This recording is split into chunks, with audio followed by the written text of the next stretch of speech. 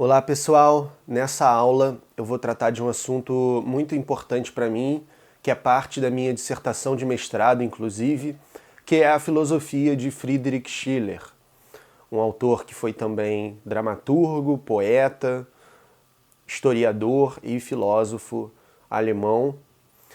E eu já tenho aqui no canal alguns vídeos sobre a filosofia do Schiller, vídeos sobre os seus ensaios sobre o sublime, sobre a beleza e sobre a educação estética do homem, que é a sua principal obra na filosofia, digamos assim, mas que eu vou fazer uma outra aula maior, mais completa, porque agora, né, olhando para trás, quando eu fiz essa aula, eu não estava com todos os conhecimentos sobre o pensamento schilleriano que eu tenho agora, tendo feito esse mestrado e eu quero trazer para vocês o máximo possível sobre essa outra importante obra. Mas hoje eu vou falar sobre graça e dignidade. Um dos artigos do Schiller também muito importantes para o desenvolvimento da sua filosofia. A filosofia do Schiller ela vai ser escrita num período breve, entre 1790 até mais ou menos 1795, no final, e consiste em duas revistas, dois periódicos. Primeiro a Neue Italia, depois a Die Horen, As Horas, que ele edita junto com Goethe. E que vai ter a educação estética do homem, sobre poesia ingênua e sentimental, mas no primeiro periódico, né, a gente vai ter importantes artigos, os artigos sobre o sublime, que ele desenvolve as ideias kantianas do sublime, que eu já trouxe aqui no canal, e a gente vai ter sobre graça e dignidade, que é talvez o principal artigo desse periódico. E é o artigo no qual ele introduz a sua ideia antropológica do ser humano, de que nós não somos só feitos de sensibilidade, nem só de razão, nós somos os dois e nós devemos ter um equilíbrio entre os dois. A gente não pode favorecer uma legislação em detrimento da outra, nem a sensibilidade, nem a razão. E sobre graça e dignidade vai falar muito sobre isso e já vai antecipar esse aspecto importante de educação estética do homem. Bom, ele vai falar sobre a graça, que é uma espécie de beleza móvel, contingente. Primeiro tem a beleza arquitetônica, que é a beleza da natureza, que é a beleza que a própria natureza dá. Já a graça é uma beleza que a gente promove com atos voluntários, mas não exatamente conscientes, né? É uma beleza, por isso que falam que a pessoa que é dotada de graça, é graciosa, ela não está intencionando ser assim, ela só é desse jeito porque ela é uma pessoa virtuosa, né? Então é uma origem moral nas ações, é uma origem moral na forma de ser, nos seus gestos, é uma beleza que, no entanto, pode acabar, pode cessar.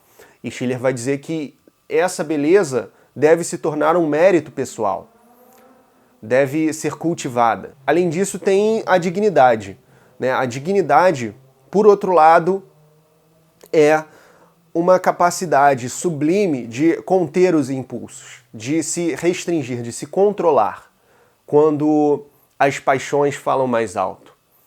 Então, eu acho que eu já posso ler algumas citações da obra. Ele vai dizer: portanto, numa bela alma que sensibilidade e razão, dever e inclinação se harmonizam, e a graça é a sua expressão no fenômeno. Né? Com fenômeno ele quer dizer o mundo dos sentidos, o mundo onde as coisas acontecem, o mundo no qual a gente está imerso. E a graça tem uma origem moral, no mundo, né? Uma origem no mundo, é a expressão no fenômeno de algo que tem uma semente do mundo moral, do mundo das razões, do mundo da razão, né? Mas é a expressão no fenômeno disso, né? De como a gente age, por isso que ele fala uma bela alma. É apenas a serviço de uma bela alma que a natureza pode, ao mesmo tempo, ter liberdade e conservar sua forma. pois ela perde a primeira sob o domínio de um ânimo severo e a última sob a anarquia da sensibilidade. Anarquia da sensibilidade é quando os sentimentos imperam, né? E domínio do ânimo severo é quando a razão impera. Ele começa o artigo fazendo menção a um mito, né, que está presente na Ilíada de Homero, do cinto de Afrodite, que é um cinto que é belo e que confere beleza à pessoa que a usa. E Hera pega emprestado esse cinto de Afrodite para seduzir Zeus. E enquanto Hera portar o cinto de Afrodite, ela será bela. No entanto, no caso de Afrodite, ela própria, não precisa usar o cinto para ser bela, porque ela já é a beleza suprema, digamos assim. Então não é uma beleza móvel, é uma beleza eterna. O cinto é como essa metáfora, esse símbolo da graça, porque ela é contingente, ela é móvel. Se graça e dignidade, aquela ainda sustentada pela beleza arquitetônica, esta pela força, estão unidas na mesma pessoa, logo a expressão da humanidade é consumada nela e aí ela se encontra justificada no mundo dos espíritos e absolvida no fenômeno. Quando Schiller tenta desenvolver sua teoria da beleza, também nesse artigo, mas sobretudo na correspondência com seu amigo Kerner, que foi publicada como Calias ou Sobre a Beleza, e que eu já tratei aqui no canal, Schiller chega à definição de que beleza é liberdade no fenômeno. É isso, é algo que parece livre, que vem do mundo da razão, atuando no mundo dos sentidos, que teoricamente é um mundo determinado, o mundo da prisão, o mundo das coisas regidas pela necessidade, não pela liberdade. E, no entanto, a beleza, por exemplo, um pássaro voando, aparece como se ele fosse livre, como se ele conseguisse triunfar em sua força viva contra a necessidade, a gravidade ela mesma. E aqui, em Sobre Graça e Dignidade, Schiller expressa de modo poético essa mesma ideia, dizendo que a beleza é, por isso, considerada cidadã de dois mundos. A um ela pertence pelo nascimento, a outro por adoção. Ela recebe sua existência na natureza sensível e adquire no mundo da razão a sua cidadania. Eu vou ler agora um trecho da minha dissertação de mestrado. A beleza de uma escultura grega, como o Apolo de Belvedere ou a Musa do Palácio Barberini, exemplos oferecidos por Schiller, só foi possível por ter sido oriunda de uma comunidade que encarnava este ideal de humanidade no qual as duas legislações, razão e sensibilidade, se harmonizavam de tal modo que seus limites se confundiam. Como nos gregos razão e sensibilidade estavam unidas, toda ação sensível, instintiva, do homem era também uma expressão de sua eticidade. Na modernidade, que apresenta um ser humano fragmentado, no qual razão e sensibilidade estão separadas, graça e dignidade aparecem no pensamento schilleriano como potências que visam, no âmbito da ética, recuperar este ideal perdido. A única ocasião presente na qual o homem é plenamente homem é aquela do jogo, da experiência estética da beleza. Ali, nem razão nem sensibilidade o dominam. Há a suspensão da coação dos impulsos. Neste sentido, Schiller afirmou: a liberdade, portanto, agora governa a beleza. A natureza deu a beleza da estrutura, a alma dá a beleza do jogo. A graça é a beleza da forma sob a influência da liberdade, a beleza dos fenômenos que a pessoa determina. A beleza arquitetônica faz jus ao autor da natureza. Graça e graça, com G maiúsculo, a quem os possui. Então a pessoa tem que se apropriar dessa graça e torná-la um mérito pessoal. Por isso, graça com G maiúsculo. Aquela é um talento, esta um mérito pessoal. Mais um trecho da minha dissertação, seguida por uma citação da obra. Segundo Schiller, nós devemos exigir graça da virtude, no sentido de espontaneidade, e dignidade da inclinação, no sentido de restrição moral. Um lado contrabalanceia o outro. Como escreveu Schiller, a dignidade impede que o amor se torne em desejo. A graça evita que o respeito se torne em temor. Ao passo que a graça desabrocha no homem espontaneamente, podendo ser por ele cultivada e tornada mérito próprio, a dignidade se assenta em uma coerção da razão à sensibilidade.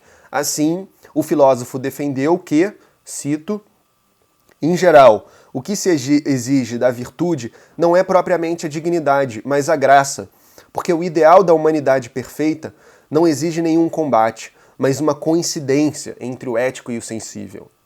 Logo, ele não combina completamente com a dignidade que, como uma expressão daquele combate entre ambos, torna visíveis ou os limites particulares do sujeito ou os limites universais da humanidade.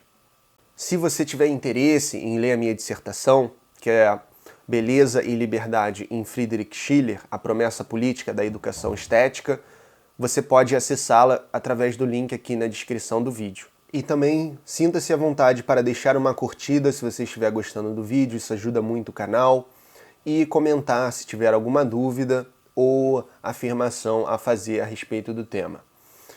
Mais uma citação da minha dissertação para concluir essa aula. O homem, em seu estado pleno, com as legislações da sensibilidade e da razão em equilíbrio, exprime graça. A comentadora Sabine Royer afirmou que, cito, era um objetivo declarado de Schiller superar o dualismo kantiano de inclinação e dever.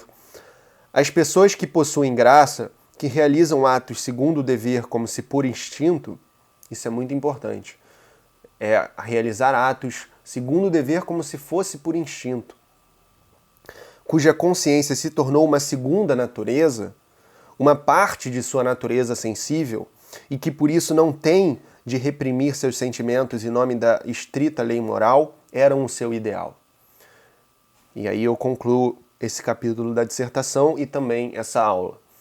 Deste modo, a graça é a máxima expressão da eticidade e mesmo da própria humanidade, tal como concebida por Schiller no tempo.